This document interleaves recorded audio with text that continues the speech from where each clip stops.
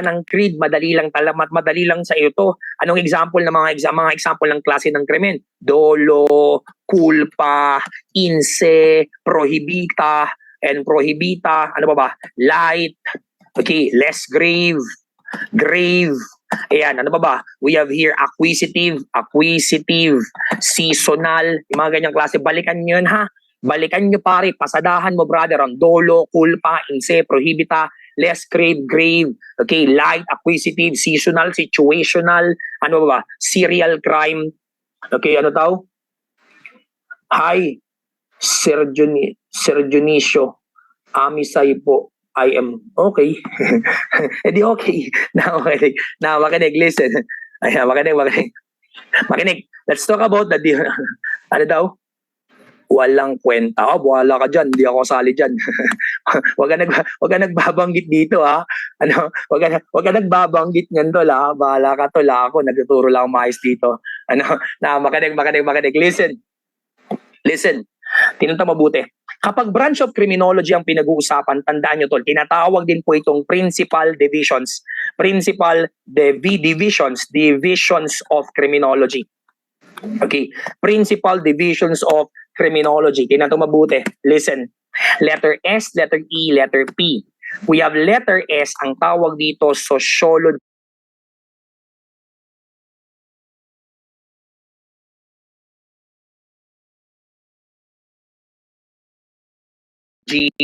of laws. Syempre, hindi mawawala ang etiology of crimes. At syempre, tinan mo ito mabuti, we call it penal science, sometimes called as penology.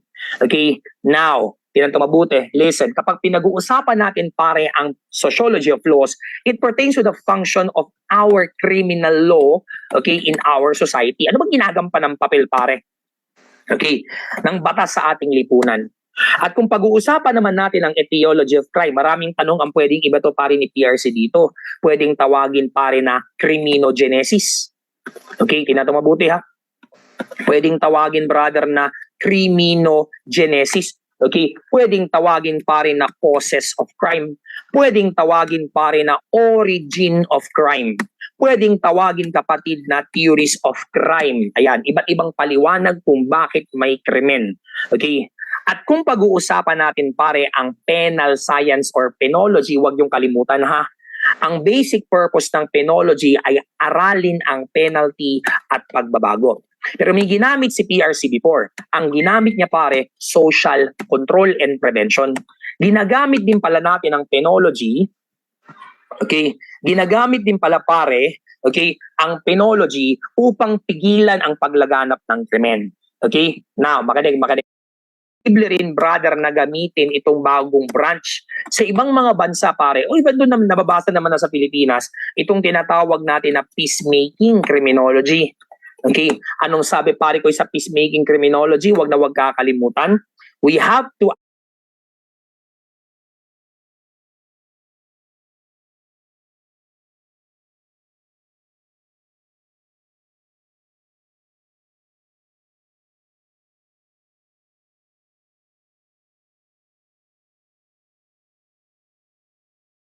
actually stop war on crimes. War on crimes. Sa Tagalog, pare, kailangan natin, pare, itigil na ang mga digmaan kontra krimen at gumamit ng mga tinatawag, tol. Okay, tatlo yan, ha? Sociology of laws, etiology of crimes, and penology. Idagdag mo na rin, kapatid, ang peacemaking. Okay, principal divisions of criminology. Now, makinig pare mabuti, pag-usapan naman natin, brad, ang pagkakaiba sa pagitan ng mass versus serial. Tinanong na sa board exam to before. Kapag yan ang mass, pag mass murder ang tinanong, ang keyword mo lang dyan, brother, ha? Killing of large number of people in a single violent outburst. Nakapatay sa isang baksakan lamang. Okay, outburst. Isa pa sa mga keyword na dapat tandaan, brother, walang cooling off stage. Walang cooling off stage. Ibig sabihin, hanggat may nakikita siyang buhay, tuloy-tuloy ang pagpatay. Mass murder. Ibahin mo, kapatid, ang serial. Sa serial murder, tandaan tol, ang mga keyword natin pare, okay, makinig ha, separate event. Maraming pinatay sa magkakaibang pangyayari. Isa ngayon, isa bukas, isa next week, isa next month. Okay? Or pwede rin gamitin yung term na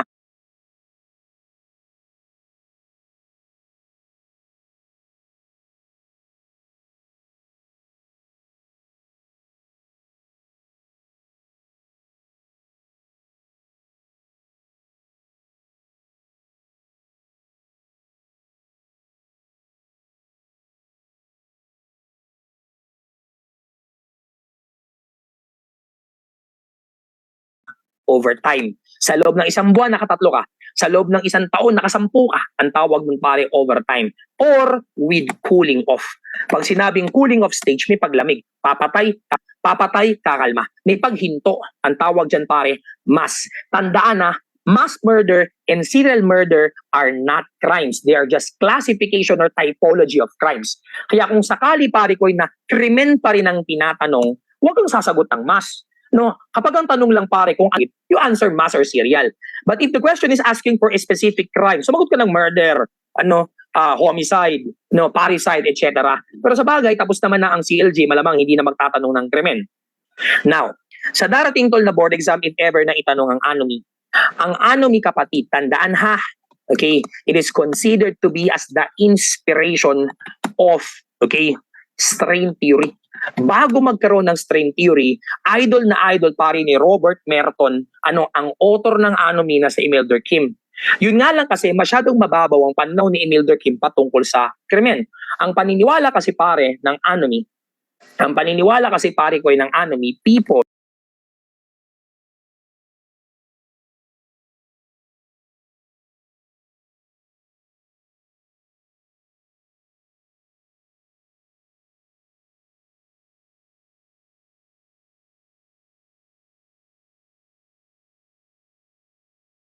formlessness. Pero pag wala pa rin yung tatlong yan, brother, wag na wag niyong kakalimutan, if a person failed to adjust in changing norms, ang tawag dyan pare is simply anomy din. Kapag ang tao hindi marunong makibagay sa kung anong katanggap-tanggap sa isang partikular na lipunan, ang tawag dyan pare is simply anomy.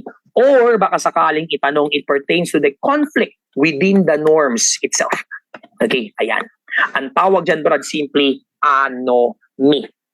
Okay, now, sa number 46 ha, huwag kalimutan tol si Emil Durkheim. Baka sakali lang pa rin na itanong. Emil David Durkheim or Durkheim. Bahala ka no, paano mo bibigkasin? No, wala namang pronunciation sa board exam. Basta alam mo spelling, bahalat na boy. Okay, goods na yan. Next, let's talk about the hierarchy of needs. Huwag niyong kalimutan pare si Abraham Maslow. Pwedeng maitanong pare ito sa criminology, specifically sa human behavior. Pwede rin naman sa intro or sa theories. Huwag niyong kalimutan sa hierarchy of needs. Magbibigay tayo mga example ng needs. Nandiyan ang physiological. It pertains to survival needs. Survival needs. Anong mga yan, sir? Nandyan pare ang tinatawag nating pagkain, syempre. Hindi mawawala kapatid ang ating pong water. Syempre, nandyan din pare ang hangin. Mamamatay ka pag wala yan, boy. Hindi ka pwedeng umasa pare sa iba pang bagay. Kailangan pagkain, tubig at hangin. Ano pa? Nandito rin ang tinatawag natin na safety needs. It pertains to what? It pertains to our security. It pertains to our shelter. It pertains to our shelter. It pertains to clothing. That's part of safety needs. Ano pa? Nandito rin ang love and belongingness. Belongingness. Kailangan natin pare ng pagmamahal. Kailangan natin pare ng kaibigan. Kailangan natin ng pamilya. Kailangan natin pare ng romantic relationship. Okay, ayan. Kaya sa mga tropa natin nanonood sa ating live, tandaan mo, kailangan mo ng dilig. Kaya mamaya bago ka matulog tol, walang masamang maglabing-labing kung meron kang live-in partner o asawa. Kailangan natin yan. Masarap kumarap sa board exam tol. Na good mood pare. Nakaka-bad mood pag walang dilig. Dilig ni Junjun. O sa mga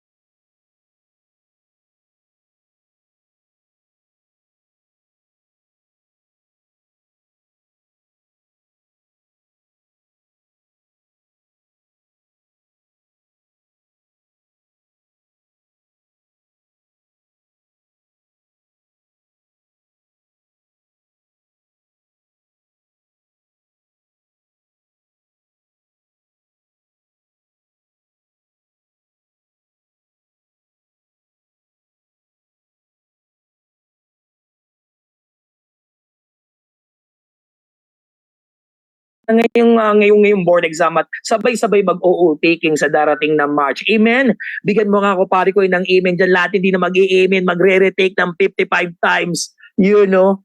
Amen, amen, amen. Nice, nice, nice, nice, nice. Tiwala lang, tiwala lang. Ayun no, sabi ni Junjun, amen daw. Okay, now, makinig kabuti. You know, Junjun, amen. Okay, iba na tayo. Let's talk about number 48. Ito na. Among the different types of needs, which among the type of needs are the most probable to result to crime if unfulfilled? Ang tanong ay napakadali. Alin kaya sa mga sumusunod pare na needs dito ang maaaring magdulot ng krimen pag hindi natin na-achieve? Ang sagot pare, simply physiological or biological needs. Okay, biological needs, pagkain yan eh. Okay, yan ang primary need ng isang tao, kaya lahat ng tao pare may mga tendency mag-commit ng krimen if ever na nagugutom at hindi ma-achieve yung need na yan. Huwag kalimutan ng tabu ha. Tabu pertains to a deviant act. Deviant act. So deviant that people refuse to talk about. Sa Tagalog kapatid, pag sinabi nating tabu, ito yung mga klase ng bagay na nakakarimarim, masakit sa tenga, ayaw pag-usapan, sobrang sensitibo. Example pare, incest. Ayan. Okay, example ay incest. Yung mga ganyang klase pare ko yun ng gawain, pakikipagtalik sa iyong kadugo. Okay, binasic ni Junjun yung Leia, ibang klase talaga pare si Junjun. Okay, napakahusay mo Junjun. Now, makinig kabuti. Let's talk about the different types of theories. Okay, unitary, okay, multi-factor, tsaka eclectic. Okay, huwag kalimutan na. No, sabi pa rin na RSM, adya-adya. Tsaka kaway-kaway sa mga tropang sentro dyan, tol. Kaway-kaway sa mga tropa nating sentro dyan, brad. Adya-adya lang, brad. Kilala ko yan. Kilala ko yan. Kilala yung mga basta adya-adya, tol. Okay, adya-adya. Sabi ni Mayora. Na, makinig. Nandiyan ba si manager? Manager! Ang pinaka-sexing manager pare sa sentro. Kaway-kaway naman dyan, manager. Wala pa? Wala si manager dyan? Hindi naglaging pawala-wala yun tol ah. Final briefing pa, wala pa yata si manager dyan ha. Na makinig, pag sinabi nating types of theories, unitary, tandaan, one factor to crime lang. One factor leading to crime. Leading to crime. Sexy sa sir, pogi ako. Ayun, si Mayura. Na ikaw pala yun. Patikim naman ng Starbucks dyan. Na makinig, sa multi-factor, there are two or more factors leading to crime. Okay? Now, at pag sinabi nating eclectic, there are two or more theories combined. Ayan, combined as one theory. Ang tawag dyan pare, eclectic. Okay, hindi epileptic ha. Ngayon, isa po sa mga example ng mga mixed theory, itong tinatawag natin pare na number 51. Kung papansinin mo tol, tatlong theory yan. Bio, psycho, social. Ibig sabihin pare, crime, okay, makinagabuti ha, crime is due to physical constitution of men, okay, heredity, mental disorder, and environmental factors. Ang tawag dyan pare simply biopsychosocial theory. Tatlong theory kapatid pinagsama-sama. Bio, psycho, social. Okay? Sir, ano bang ibig sabihin ng theory? If ever that you will be asked, merong dalawa pare ibig sabihin ng teorya. Teorya pertains to statement of explanation on a certain phenomena. O pare, baka yung ibang nanonood dyan to lang gusto nyo mga questions ha, wala akong mabibigay na ganun. Wala akong hawak na tanong brother, what I can only give you are topics para bang ito'y pointers to review. Kaya if you're expecting to me na magbigay ng mga tanong, pasensya ka na, hindi ako nakapag-prepare. Listahan lang ng mga topics ang akin pong palaging ginagawa. At pag sinabi nating theory kapatid, theory pertains to, okay, relationship between concepts. Okay, kung gusto nating bigyan brother ng connection ang dalawang konsepto, ang tawag dyan pare, theory. Pero wag na wag din kakalimutan itong tinatawag natin pare, okay, na scientific law. Pag sinabi nating scientific law, it pertains to a theory that was already proven. Sa Tagalog, kapatid, mga klase ng teoryang napatunayan na.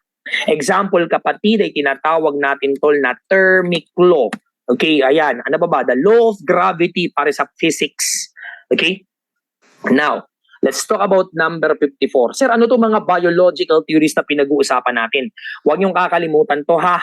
Yung mga theory kagaya pare ng phrenology, ang tinitingnan ay shape of skull. Nandyan pare ang tinatawag natin tol na physiognomy. Physiognomy. Nandyan pare yung facial feature. Facial feature.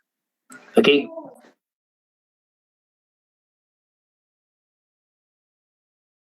Okay, now, makinig kabuti. Listen, huwag kalimutan pare ang somatology. Okay, kung saan ang tinitingnan pare ay body build. Kapag pare ang forget yung dalawa. Okay, kapag pinag-uusapan natin si Sheldon, huwag niyong kalimutan pare ang morph. Yan lang yun. Ilan yun? Ilan ang klase ng body type according to William Sheldon? Sige nga, kung nakikinig ka sa akin pare sa ating regular lecture. Kay Sheldon kapatid ay ilan? 3 o 4? 3 o 4. Kay Sheldon, 3 lamang. Samantala kapatid, kapag pinag-uusapan natin brother itong si Kretschmer, ayan, Kretschmer, huwag niyong kalimutan kapatid yung ating pong theory na physics. Okay, ang mga tatandaan mo lang pare dito yung 4 na mga ik. Ayan, picnic, asthenic, dysplastic, athletic, etc. Okay, ano pa sir? Huwag kalimutan pare ang heredity. Now, kapag pinag-usapan ng heredity kapatid, huwag niyong kalimutan ng nature theory. Ang focus ng nature theory kapatid, IQ. Namamana ang IQ. Pag bababa IQ, mataas ang chance ng maging kriminal. Huwag kalimutan pare si Ada Duke, the mother of criminals. Mother of criminals. Anong dapat tandaan kay Ada Duke? 92% ng kanyang mga descendants, descendants are criminals. Okay, wag din kalimutan pare itong si Martin. Sino tong Martin? Martin Andanar, Martin ano ba to? Martin Romualdez. Tandaan na Martin Kalikak. Okay, wag kalimutan tol, ito yung merong 2 spouses. Okay, one normal and one okay, na feeble-minded. Huwag kalimutan kapag pinag-uusapan natin si Martin Kalikak, ang pangalan tol ng author niyan, walang iba kundi si Henry Goddard. Okay, yan. Huwag kalimutan si Goddard, ang kanyang paniniwala, ang pagiging feeble-minded na mamana. Siya rin ang kauna-unahang gumamit ng salitang moron. Okay, now, pag pinag-uusapan natin pare ang biological, huwag din kalimutan pare itong tinatawag nating kapatid na biochemical theory. Ang tinitingnan kapatid dito, pagkain, dieta, okay, vitamina, pati na rin kapatid ang menstruation ng babae. Huwag kalimutan ng hypoglycemia, masyadong mababa ang blood sugar. Okay, low blood sugar. Okay, huwag kalimutan kapatid ang theory ng mga babaeng tinotopak, premenstrual syndrome. Mga babae kapatid na nireregla, it pertains to the change of mood, okay, during menstruation. Okay, ang tawag dyan, biochemical theory. Pag nagsama-sama lahat yan pare, isang theory lang ang nanay niyan. Ang pangalan ng nanay nila, biological theory. Ulitin ko ha, lahat ng nanay nila, iisa lang. Ang tawag, biological. Phrenology, physiognomy, somatology, heredity, biochemical theory. Okay, now, kapag pinag-uusapan natin kapatid ang psychological theories, marami ring pwedeng tanong ang pwedeng iba to ni PRC dito. Tinanto mabuti. Pwedeng itanong pare ni PRC, alienist. Tandaan lang pare pag sinabing alienist, people who believe, okay, that crime is a product of insanity. A product of insanity or mental disorder. Ang tawag dyan, alienist. Kapag pinag-uusapan natin pare ang alienist theory, wag niyong kakalimutan pare si Henry Maudsley. Ang sabi kapatid ni Henry Maudsley kapatid, okay, ang sabi ni Henry Maudsley, crime and insanity. insanity are strongly related. Strongly related. Ang tawag dyan pare, psychological theories. Tinanong pare nung nakaraan, clinical criminologist, baka sakali pare ulitin ulit, baka sakali lang, di naman namin mape-predict kung anong lalabas sa board exam. Makinig mabuti. It pertains to what we call a professional in the field of forensic science, qualified to moderate, okay, between a mental health and legal expert. Ito yung mga klase pare ko ng eksperto na pwedeng pumalagitna o pare magkaroon ng mediation sa pagitan brother ng isang mental health expert at isang legal expert. Ang pangalan niyan, clinical criminologist. Okay, now, isa pa sa mga dapat tandaan about psychological theory, itong tinatawag nating developmental psychology. Huwag kalimutan kapag pinag-uusapan natin ang developmental psychology, nature and nurture. Okay, madali lang yan. Pag sinabi nating nature, heredity. Pag sinabi pare ko nating nurture, environment. Okay, nurture. Tama naman talaga. Ang ating ugali, merong factor na galing sa ating mga magulang at meron ding factor na galing sa ating pong mga kapaligiran na ating pong nakakasalamuha, tao, etc. Okay, nature and nurture. Developmental psychology yan. Ngayon, makinig. Kapag pinag-uusapan naman natin si Cyril Burt, ang kanyang naging focus ay female offenders. Ano bang katangian ng mga babaeng kriminal? Unang-una kapatid, okay, female offenders forgiveness. Okay, ano pa kapatid? Nandiyan ang tenderness. Ibig sabihin kapatid, they are actually, mas malambot sila kumpara sa mga lalaking kriminal. Yan yung mga binigay pare na term ni Cyril Burt. Okay, now, sabi sa TOS, okay, kailangan din daw pala nating aralin ang mga theories about female offenders. Ayan, ang sabi brother ng maternal deprivation theory, early separation of mother and her child causes violent behavior. Tama naman talaga. Posibleng maging marahas ang isang babae kapag maaga mong inalis sa kanyang piling ang isang bata. Okay, ang tawag dyan pare maternal deprivation theory. Kaya pansin mo tol, ang ginagawa natin pare sa BGMP para maiwasan yung maternal deprivation, binibigyan natin ng 1 ng bata, ang nanay, ang kanyang anak, at 1 year naman para sa Bureau of Corrections. Okay, next. Sa sociological theories, tandaan mo ha, ang sociological theories kapatid, ang widest, okay, criminological theory. Ito ang pinakapare malawak.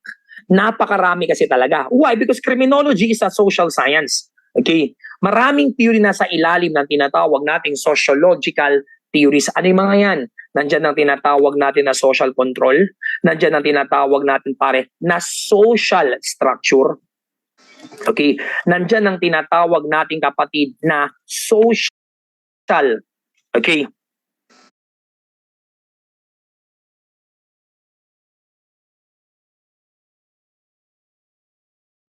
Learning, nandito rin ang tinatawag na social learning tuloy, social process, at syempre hindi mawawala ang social reaction theory. Social reaction, pag nagsama-sama yan kapatid, nandyan ang mga sociological theories na yan. Isa-isahin natin ang mga bagay na dapat tandaan. Sa social, kung kakalimutan ang dalawang theory, nandito kapatid ang social bond. Ang keyword natin pare ko dito, biyak. Kung nakikinig ka sa akin pare nung nakaraan, malamang alam mo to, no, dahil estudyante kita. Biyak, belief, involvement, attachment, commitment.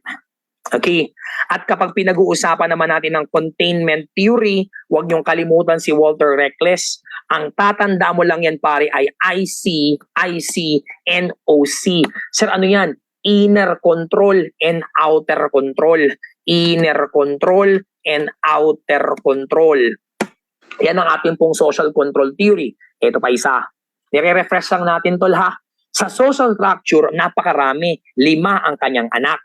Nandito pare ang social disorganization. Kung nakikinig ka sa akin before, ang ating memory aid dito, OMOBIP.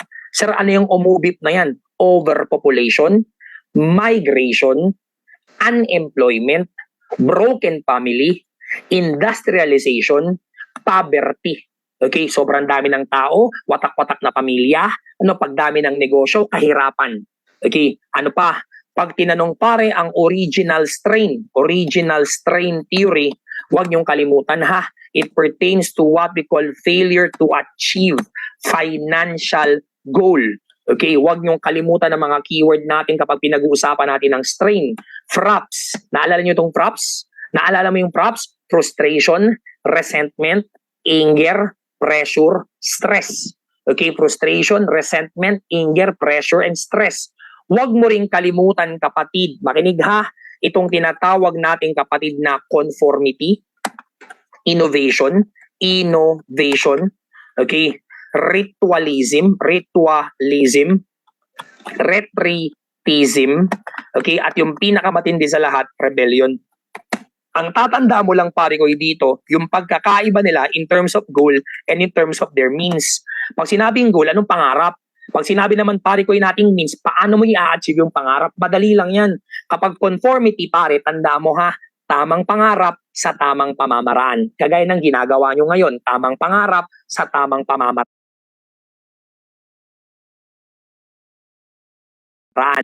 Okay, huwag mong daanin sa pandaraya, board exam mo pare. Mas nakaka-proud kapag umaasa ka pare sa sarili mong gawa, sa sarili mong pagsisikap at sa sarili mo pare ko na sakripisyo. Pag umaasa ka sa leakage, puta nakakahiyang ipagmalaki. Nakakahiyang ipagmalaki pare pag umaasa ka sa leakage. Hindi mo ang hirap. At tinan mo, kapag ang isang achievement nakuha mo sa pandaraya, madaling mawawala. Okay, now, baka mabuti. Innovation pare, tamang pangarap sa maling pamamaraan. Ritualism mga kapatid, nakakatakot. Ito yung mga tao kapatid na may negative goals and negative means.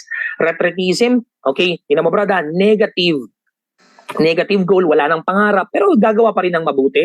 At ang pinaka nakakatakot ay rebellion, new goals and a new means. Pwede na kayo mag-screenshot kapatid.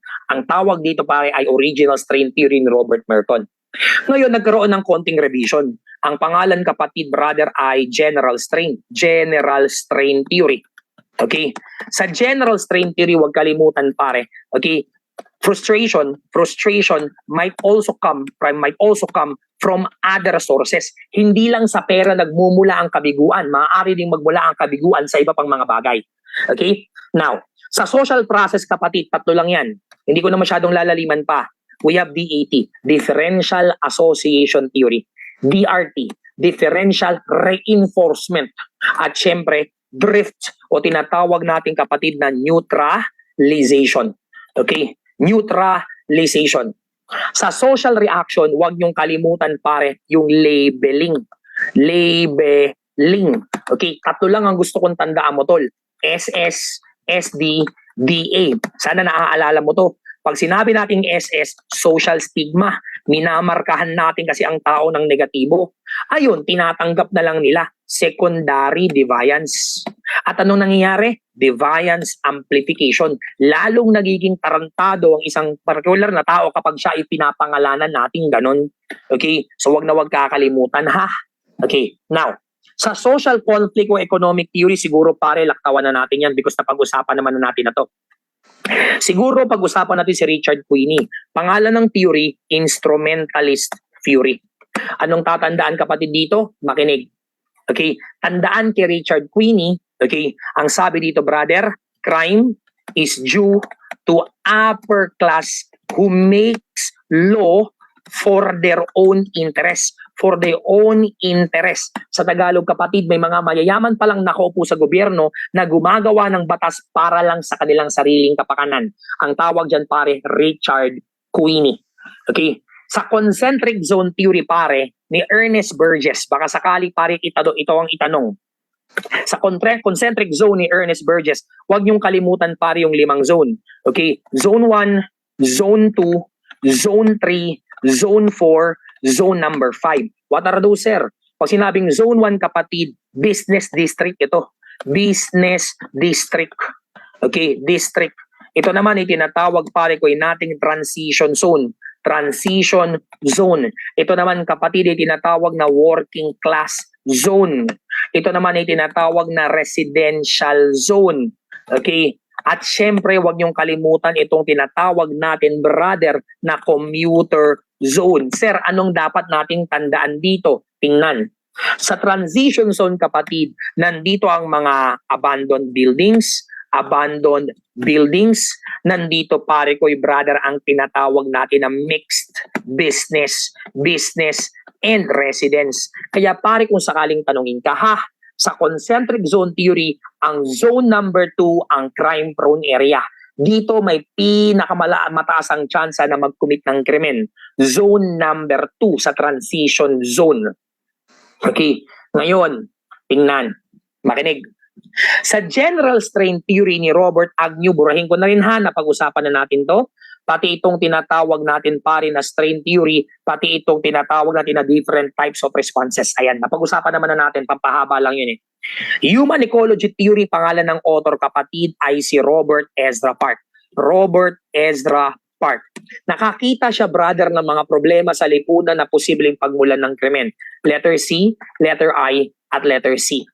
We have here competition. We have here isolation, pagkakawatak-watak, pagkakahiwa-hiwalay, at syempre kapatid ay tinatawag nating conflict. Hindi pagkakasundo in terms of beliefs at in terms of principles. Huwag kalimutan na number 67, human ecology theory. Okay, now, sa demonological pare, sobrang dali lang nito. Nandito ang tinatawag natin pare na pre-classical. Pwede ring tawaging natural theory. Naniniwala ka sa engkanto, maligno, okay, ano ba? Espiritu. Now, routine activities theory, huwag kalimutan kapatid, si Marcus Pelson and Lawrence Cohen. Ang sabi pare ko nila, may krimen because of 3 elements. May 3 dahilan daw kung bakit may krimen. Nandito ang tinatawag natin pare na presence of blank offender. Nandito ang tinatawag natin pare na availability of suitable blank, and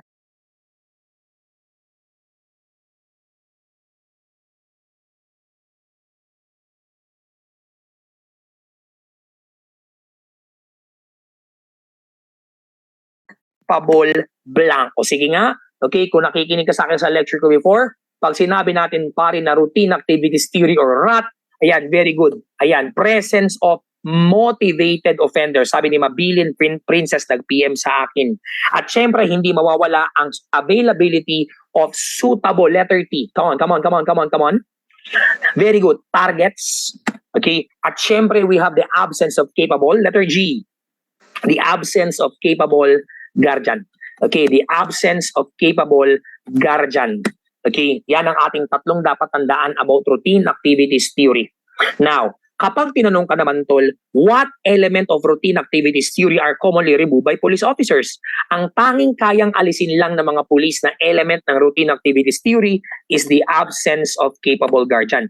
Capable guardian. Mapapalitan yan kapatid ng police presence. Kaya ang effect pare ko ng police presence ay crime prevention kasi nawala. Okay, itong tinatawag kapatid natin na capable guardian. Now, abante tayo. About inferiority complex. Makinig mabuti ha.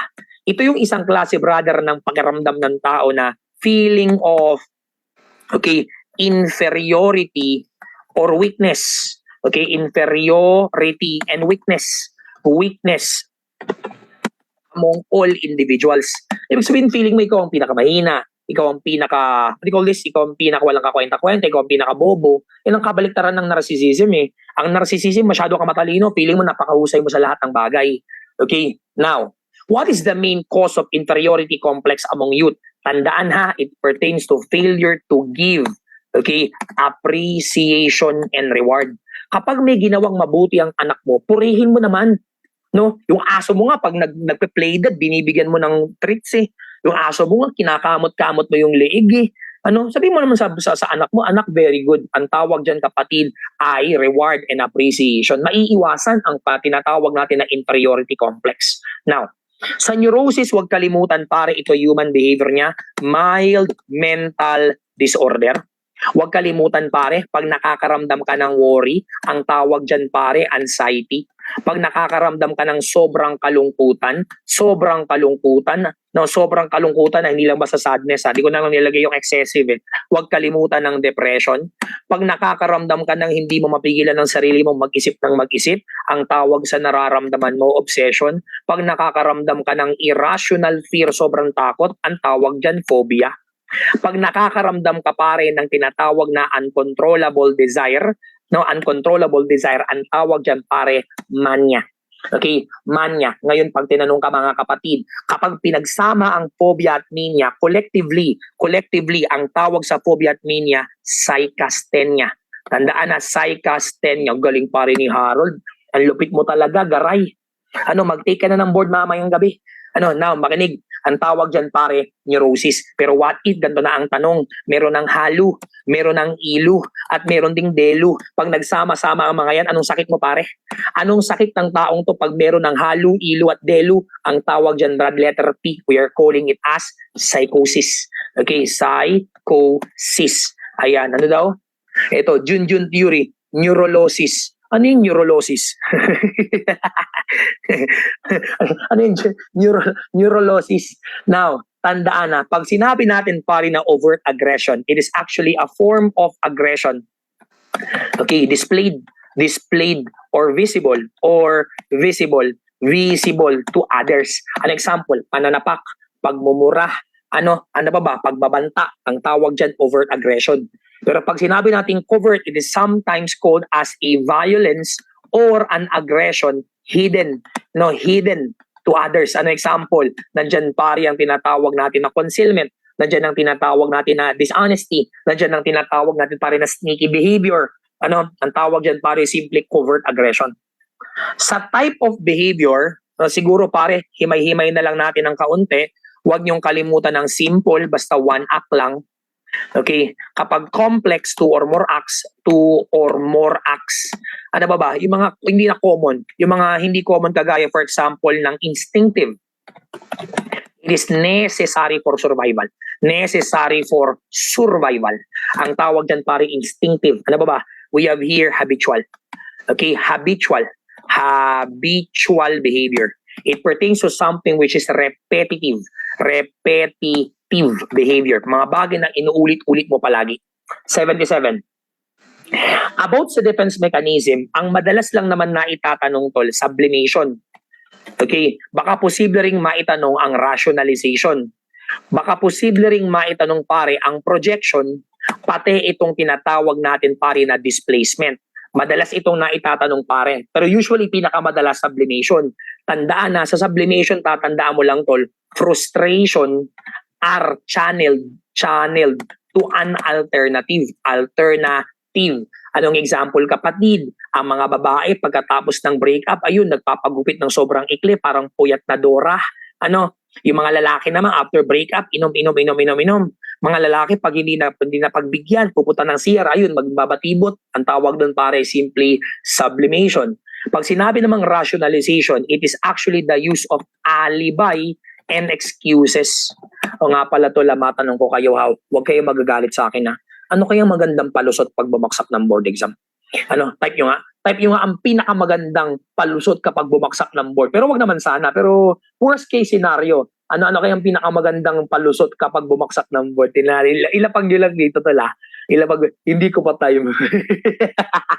Hindi ko pa tayo. Diba? Umasa sa bala na, sisihin yung watcher. May pictorial sa GMA si Junjun. Kinulang sa tulog. Malayo na, may ilalayo. Na, magaling. Minala sa set. Okay? I did my best, but I guess my best wasn't good enough. Nawalan ng belt, natae sa pantalon, sisihin yung watcher, kulang lang na lang sumama sa loob ng CR. Papasa tayo lahat eh. Tama naman talaga. Sa coping mechanism, huwag niyong kalimutan pare ang apat na to. Okay? We have the fight, we have the flight, at syempre we have what we call detour. Okay? Pag sinabi natin pare na fight, solve the problem. Okay? Pag sinabi natin pare na, nga pala sa projection, nakalimutan ko. Sa projection, negative attitudes are, okay, tandaan na, attributed to others. Sir, anong ibig sabihin yan? Ikaw naman talaga yung babaero, putang ina, ikaw sinisisi mo pa yung ibang tao na ng bababae, ng lalaki, ikaw naman talaga yun. Okay? Ibig sabihin, ikaw naman talaga yung nagtataglay ng masamang ugali niyan, but you're trying to transfer it to other people. Pag sinabi namang displacement, pinakamadali, yung ating anger, yung ating pain ay ating dinadirect sa isang object. Nanuntok ka ng puno, naghamon ka ng suntukan sa bukid, pinagbubugbog mo yung mga kalabaw, ang tawag dyan pare, displacement. Okay, pag sinabi naman ating coping mechanism, panlaban to sa frustration. Labanan mo, fight. Okay, withdrawal. Okay, withdrawal. Pag sinabing withdrawal, takasan mo, kaya magpakamatay ka na lang. Ang tawag doon kapatid is simply flight. Pag sinabi naman nating detour, we have to look for alternatives. We have to look for alternatives. Ano sabi ni CJ? Hindi kinaya ng pulang brief ang ang forensic science. Masakit ba sa ulo? Masakit ba sa ulo yung forensic? Now, sa James Lange theory, wag kalimutan pare, stimulus, perception, and then response. Ayan, stimulus, perception, and then response. Hindi kagaya pare ng Cannon-Bard. Sa Cannon-Bard theory kapatid, we feel the emotion, then act upon them. Okay? Then act upon them. Act upon them. Okay, sa Tagalog pare, nakakaramdam muna tayo ng lungkot bago tayo gumawa ng isang aksyon. Okay, ano daw? Sinabit yung kulay pulang brief sa aircon, kaya lahat hindi kinaya ang FS. Pang ilang araw mo na ba yun? Okay, now, what type of sensation is usually affected by hallucination? Ang sagot lang pare ko dito ay auditory, and okay, visual. Ang madalas pare ko nating nararamdaman sa hallucination, nakakarinig tayo ng mga bagay na hindi naririnig ng iba at nakakakita ng mga bagay na hindi naman nakikita ng iba. Ang tawag dyan tol ay visual and auditory hallucination. Bizarre behavior kapatid, ibig sabihin it pertains to a behavior with no rational basis. Rational basis, nagsasalita mag-isa, tumatawa ng walang dahilan. Okay, at tandaan na it is the main characteristics, okay, of schizophrenia. Ang tawag dyan kapatid ay bizarre behavior. Okay, huwag kalimutan. Next, number 83. Oppositional defiant behavior, huwag kalimutan. Ito ang mga behavior ng bullies. They have what we call coercive and threatening behavior. Ayan, kung naabutan nyo pare yung isang batang nagsasabi ng bugbog o dignidad, ang tawag doon pare oppositional defiant behavior. Coercive and threatening ang kanyang behavior. Sa dissociative disorder, huwag kalimutan, it is actually affecting mood, hindi lang mood personality and memory.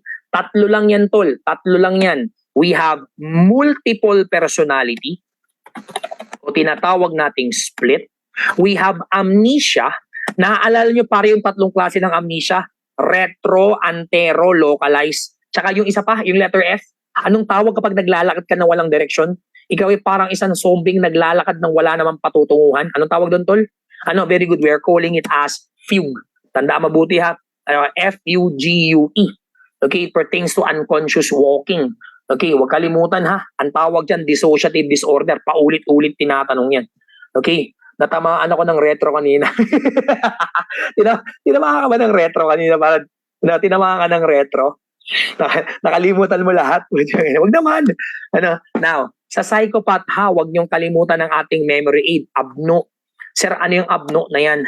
Okay, ang mga psychopath, they're antisocial. They're loners. Okay, they're actually cold. At pag sinabing antisocial or what we call psychopath, they are brutal. They have no remorse. Okay, they have no remorse. They are what we call vicious. Okay, and they are cruel. At syempre, they have no conscience. They have no remorse. They have no remorse and they have no sense of guilt. Okay, pero pare, wag niyong kakalimutan ito. Sir, pa-shout out daw si Palma. Cute.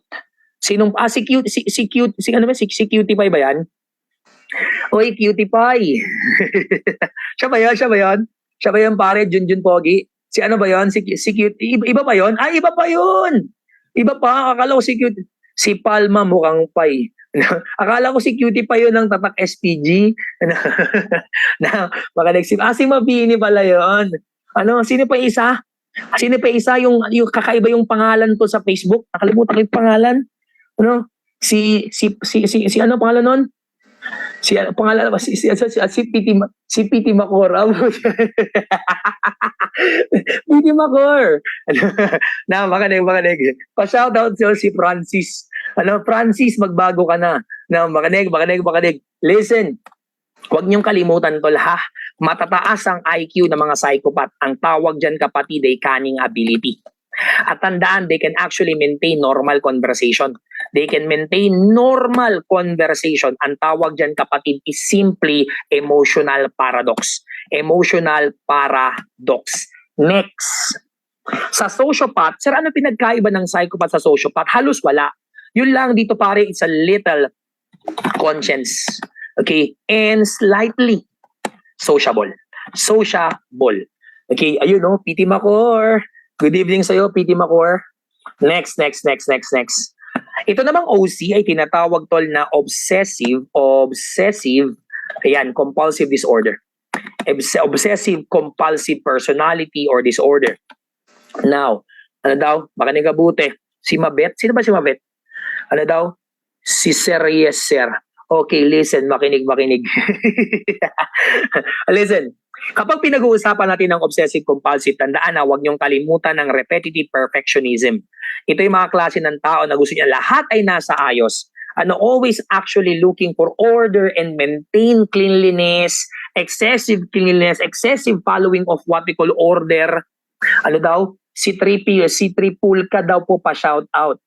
Shout out sa'yo, Tripulka. Sana masaya ka. Okay, now, PTSD. Sir, anong ibig sabihin ng PTSD? Baka sakaling mag-appear ulit. Post-traumatic stress disorder. It pertains to disturbing thoughts. Yun lang naman gustong tandaan mo dyan. Disturbing thoughts. Okay, due to terrifying events. Ano mga example? Digmaan, kalamidad, rapes. Okay, kaya minsan tinatawag siyang war shock, etc. PTSD ang tawag dyan.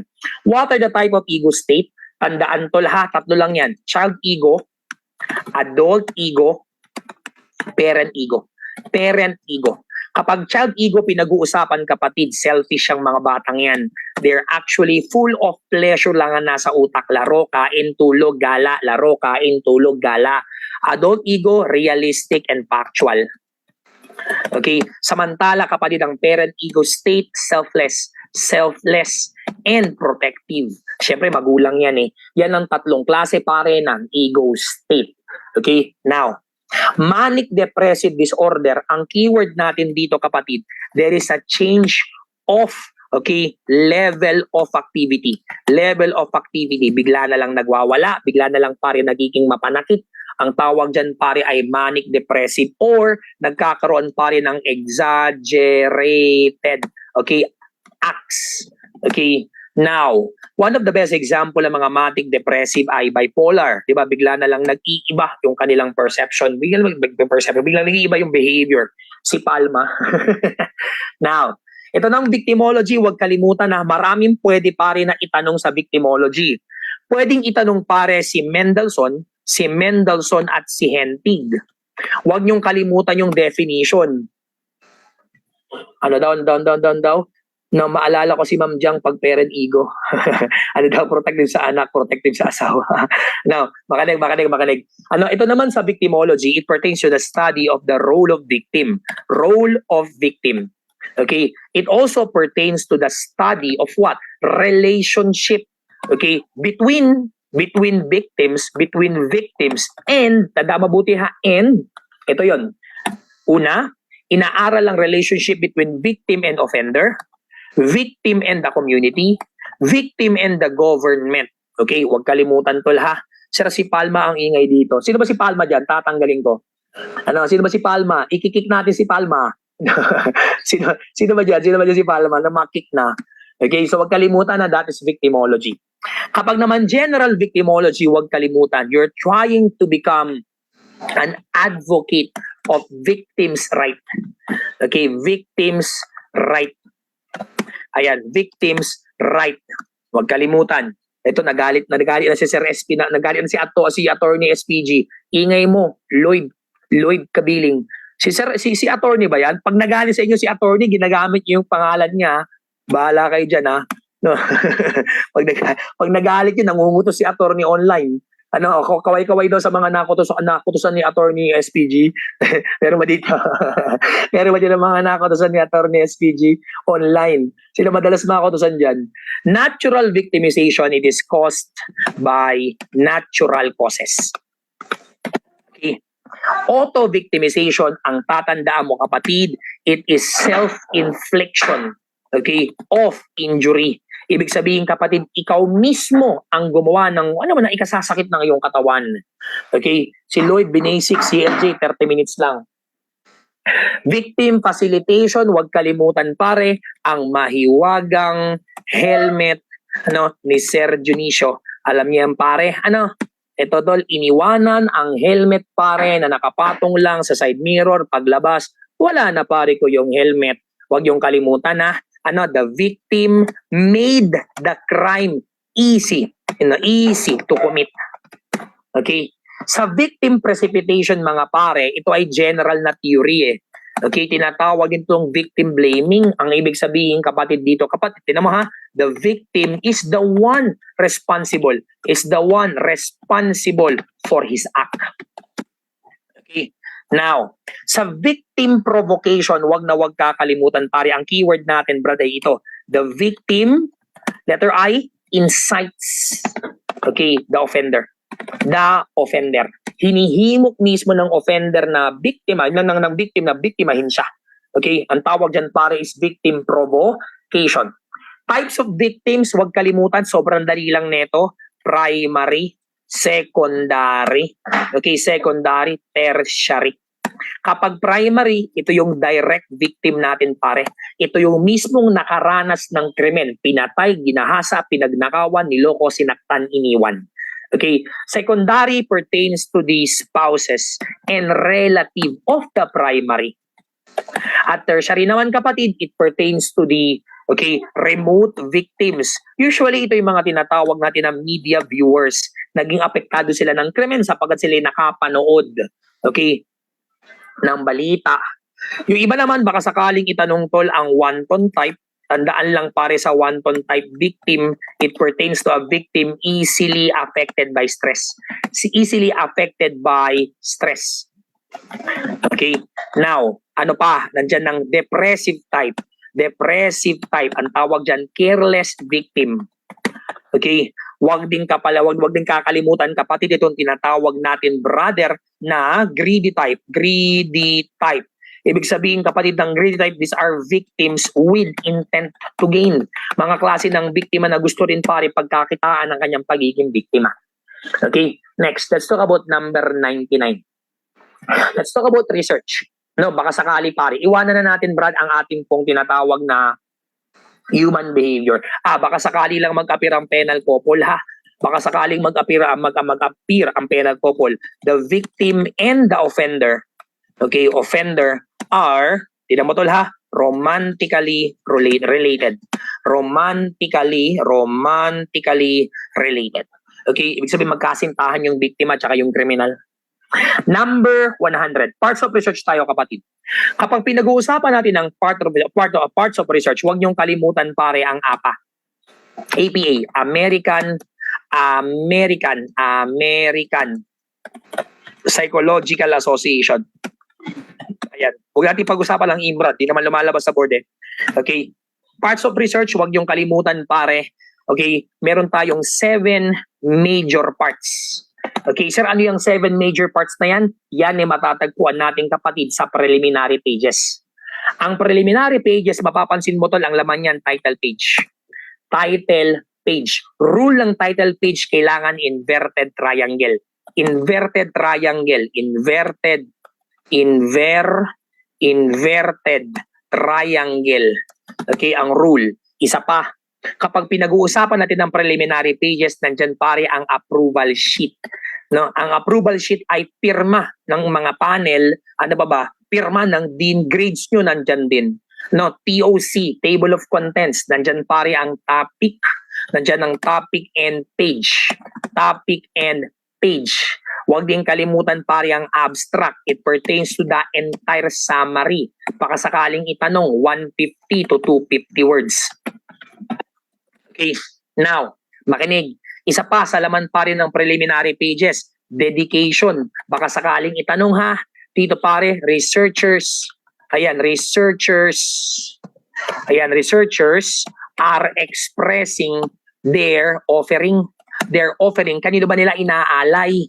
Inaalay mo ba sa mga magulang mo ang research mo? Inaalay mo ba pare sa ex mo? Ano ba? Acknowledgement. Pag sinabing acknowledgement kapatid, ang nakalagay dito kapatid ay thanks, pasasalamat, expression of gratitude. Sino ba ang mga dapat mong pasalamatan sa sa iyong thesis? Syempre, wag mong kalimutan pare ang CTRLC. Ayan, CTRLV, tsaka CTRLP. Yan lang naman yung tatlo, ano? Yan pare yung tatlo tol na dapat nating pasalamatan dahil po kayo ay nakapag-conduct ng research. Gago, joke lang. Wag mo isusulat yan ha. Control C pare ko, ChatGPT. ChatGPT.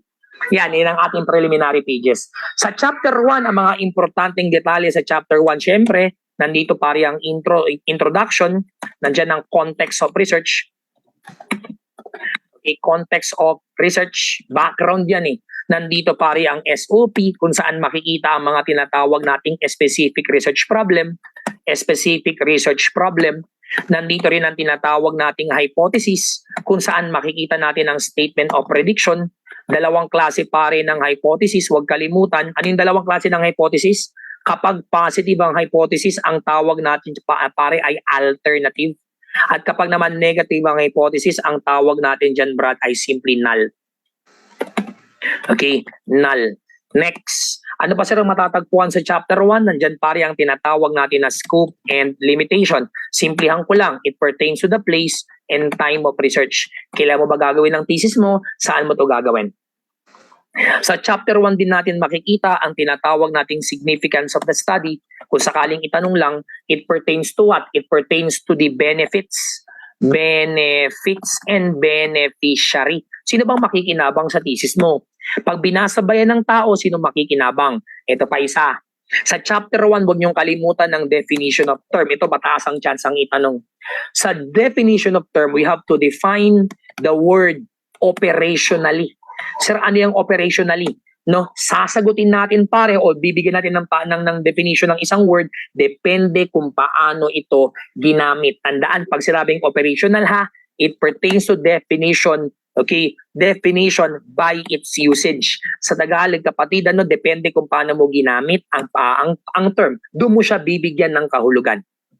Yan ang chapter 1. Sa chapter 2, huwag kalimutan ang title neto kapatid ay RRLS or simply Review of Related Literature and Studies. Kapag literature, ang keyword natin, published. Okay? Kapag naman pare studies, ang keyword natin kapatid ay unpublished. Unpublished. Ano mga example, sir? Kapag ang pinag-uusapan natin kapatid ay books, okay, magazines, and etc. Ang tawag dyan pare, okay, ay literature. Okay, at kapag pinag-uusapan naman natin ang unpublished, nandyan pare ang thesis. Okay, tandaan na ang thesis ha, ito ang ating pong research kapag gusto mong mag-BS, MS, or MA degree. No, MA degree. Pero pare, pwede ka rin namang kumuha ng idea mula sa mga dissertation, sa mga nagtitake ng PhD or EDD. Okay, ang tawag dyan pare, simply studies. Okay, now, burahin na natin to tol, no? Nga pala kapatid, kapag inaral mo naman Brad ang tinatawag natin na synthesis, baka sakaling itanong sa board exam ha, synthesis pertains to what we call relationship of RRLS to the current study. Ano ba ang kinalaman ng mga